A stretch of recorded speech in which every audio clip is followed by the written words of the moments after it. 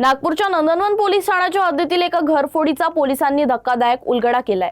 या प्रकरणात बाहेरील चोर नव्हे तर फिर्यादी महिलेचा अल्पवयीन मुलानंच आपल्या साथीदारासह चोरी केल्याचं तपासात निष्पन्न झालंय। पोलिसांनी एका आरोपीला अटक केली असून एक विधी संघर्षग्रस्त बालकाला ताब्यात घेतलंय। आरोपीकडून 3 लाख रुपयांचे सोन्याचे दागिने जप्त करण्यात आले आहेत। वाठोडा येथील मुरली नंदन नगर परिसरात राहणाऱ्या महिलेच्या घरात 20 जुलैच्या मध्यरात्री घरफोडीची घटना घडली होती। सकाळी तपासणी केली असता घरातील कपाटातील सोन्याचे, प्लॅटिनम आणि हिऱ्याचे दागिने असा एकूण 7,48,000 रुपयांचा ऐवज चोरीला गेल्याचं उघड झालं।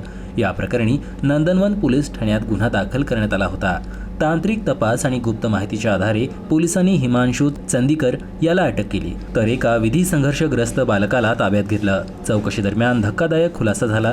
फिर्यादी महिलेच्या अल्पवयीन मुलानेच घरातील दागिने चोरी करून ते आपल्या साथीदार हिमांशूकडे दिल्याचं निष्पन्न झालं। ऐशो आरामाचे जीवन जगणे आणि पबमध्ये मौज मजा करण्यासाठी पैशाची गरज असल्यानं दोघांनी मिळून हा कट रचल्याची माहिती पोलिसांनी दिली। घरातील सर्व सदस्य घरात असतानाही मुख्य दरवाजाचं कुलूप न तोडता चोरी झाल्यानं पोलिसांना सुरुवातीपासूनच घरातील व्यक्तीचा सहभाग असल्याचा संशय होता। त्याच दिशेनं तपास केल्यानंतर संपूर्ण गुन्ह्याचा उलगडा झाला।